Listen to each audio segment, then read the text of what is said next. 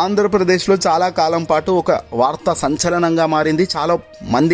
చాలా కోట్లాది మంది అభిమానుల గుండెల్లో గుణపంలా కూడా తయారైంది ఇది. అదే తిరుమల తిరుపతి శ్రీ వెంకటేశ్వర స్వామికి సంబంధించిన లడ్డూ వ్యవహారంలో చంద్రబాబుకు సంబంధించి ముఖ్యమంత్రి స్థాయిలో చేసిన వ్యాఖ్యలు కావచ్చు, అలాగే deputy CM power star Pawan Kalyan చేసిన వ్యాఖ్యలు కావచ్చు. నిజంగా ఇవి సమర్థించే వ్యాఖ్యలేనా లేదంటే అసమర్థించే వ్యాఖ్యలా అంటే ఖచ్చితంగా ఇక్కడ ఒక విషయం క్లారిటీగా చెప్పాలి. ఆంధ్రప్రదేశ్కి సంబంధించి తిరుమల తిరుపతి శ్రీ వెంకటేశ్వర స్వామికి సంబంధించిన లడ్డు వ్యవహారంలో ముందుగా నోరు జారిన విషయం వాస్తవం అని సాక్షాత్తు తెలుగుదేశం పార్టీకి సంబంధించిన వాళ్ళే, గతంలో టీడీపీలో గొప్ప స్థాయిలో నిలబడ్డ వాళ్ళే ప్రస్తుతం బీజేపీ ఎమ్మెల్యే సుజనా చౌదరి ఆగ్రహం వ్యక్తంతో అన్నారు. అవును, ఓ ఇంటర్వ్యూలో ఆయన మాట్లాడిన మాటలు చూస్తే నిజంగా కరెక్టే కదా అనిపించింది. బాత్రూమ్ కెమికల్స్ అన్నారు, తిరుమల తిరుపతి లడ్డూలో జంతువుల కొవ్వు కలిసింది, పంది కొవ్వు కలిసింది అంటూ వ్యాఖ్యానించారు కదా, మీరు దాన్ని సమర్థిస్తారా?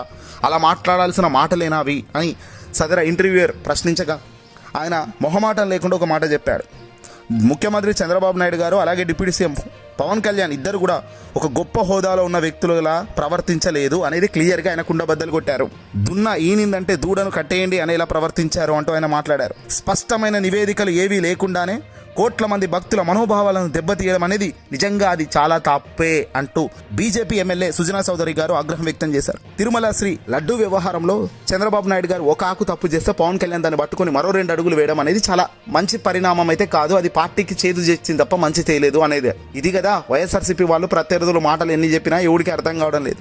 వాస్తవం ఏంటంటే బాత్రూమ్ కెమికల్స్ అనడం అయితేనేమి ఆధారాలు లేవు, జంతువు కొవ్వు కలిసింది లడ్డూలో, పంది కొవ్వు కలిసింది లడ్డూలో అంటూ చేసిన వ్యాఖ్యలకు ఆధారాలు లేవు. మరి ఇలా ఎలాంటి ఆధారాలు లేకుండా ఒక ముఖ్యమంత్రి ఒక డిప్యూటీ సీఎం స్థాయిలో నిలబడి మాట్లాడాల్సిన మాటలు అయితే ఇవి కాదు కదా అంటూ సుజనా చౌదరే కాదు బీజేపీ పెద్దలు కూడా గట్టిగానే మొట్టికాయలేశారట. ఢిల్లీలో ఉన్న పెద్దలు సైతం దీన్ని చాలా తప్పు పట్టారు, కానీ పైపెచ్చు బయటికి రాలేదు. చంద్రబాబు నాయుడు ఎప్పుడూ అంతే, ఏదైనా తనకు నచ్చని పని, తనకు అన్యాయం జరిగినప్పుడు లేదంటే తనకు ఇబ్బంది గాయం కలిగినప్పుడు దాన్ని బయటకు రాకుండా చక్కదిద్దుకునే నైపుణ్యం కలిగిన వ్యక్తి చంద్రబాబు నాయుడు గారు. 40 ఏళ్ల చరిత్ర కలిగిన రాజకీయ నాయకుడు ఎన్నెన్నో చూస్తున్నాడు. ఇట్లాంటివి తన మీద చాలా వచ్చాయి. అడ్డంగా చంద్రబాబు దొరికిన ఘట్టాలు కొన్ని 100 ఉన్నాయి. చంద్రబాబు తను ఏది అడ్డంగా దొరికినా దాని నుంచి డైవర్ట్ చేసిస్తాడు. అక్కడ నుంచి మనని మాయ చేసి మళ్ళీ పక్కకు ఇంకో టాపిక్ను ప్రజలు కానీ ప్రజాప్రతినిధులు కానీ చూసుకునేలా దాన్ని ఒక పక్క ప్లాన్తో ముందుకు పోతుంటారు. అయితే ఇక్కడ చంద్రబాబు నాయుడు గారు అంటే సరే సాధారణంగా ఆయన అబద్ధాలే చెప్తాడు, ఆయన మంచి ఎప్పుడు చెప్పాడు అనుకోవచ్చు. ఈ కొత్తగా వస్తున్న ఈ పవన్ కళ్యాణ్ రాబోయే ఫ్యూచర్ గురించి ఆలోచన లేకుండా ఎంతసేపు డిప్యూటీ సీఎం అని ఒక ట్యాగ్ లైన్ వేసుకొని తిరగడము, ఆ జుట్టు ఎగిరేయడం తప్ప తాను ఏమైనా పనులలో ఎగిరేసే పనులు ఏమైనా చేశాడా అనేది ఈరోజు వైసీపీ వాళ్ళు ప్రశ్నిస్తున్నారు. ఈ ప్రశ్నించడం కాదు, అసలు పవన్ కళ్యాణ్ లోపం చాలా గట్టిగా బయటపడుతుంది. సొంత పవన్ అభిమానులే ఈరోజు అసహనంతో ఉన్నారు పవన్ చేస్తున్న పనుల పట్ల.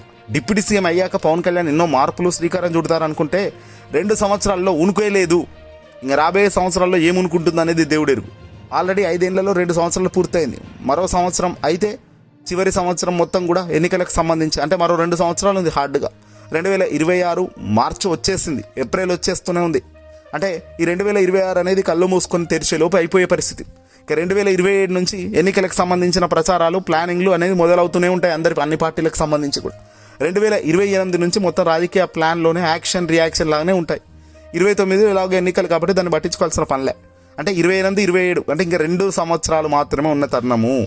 2 సంవత్సరాల ఒక 7 నెలల్లో 2 సంవత్సరాల 8 నెలలు అధికారంలో ఉండగలుగుతారు అంతే. ఇది కళ్ళు మూసుకొని తెరిచే లోపు అయిపోయే సమయం కాదా? ప్రజలకు మంచి చేయలేనప్పుడు, ప్రజలకు ఇచ్చిన హామీలను మనం నిలబెట్టుకోలేనప్పుడు నిజంగా మనల్ని ప్రజలు మళ్ళీ నమ్మేదానికి ఎర్రివాళ్ళ. గతంలో ప్రజలు ఓట్లేశారు, ఈసారి ఇంకా మంచి మాటలు మాయ మాటలు చెప్తే మళ్ళీ ఓట్లేస్తారా? ఇప్పటికే సామాన్య ప్రజలకు సినిమా అర్థమైపోయింది.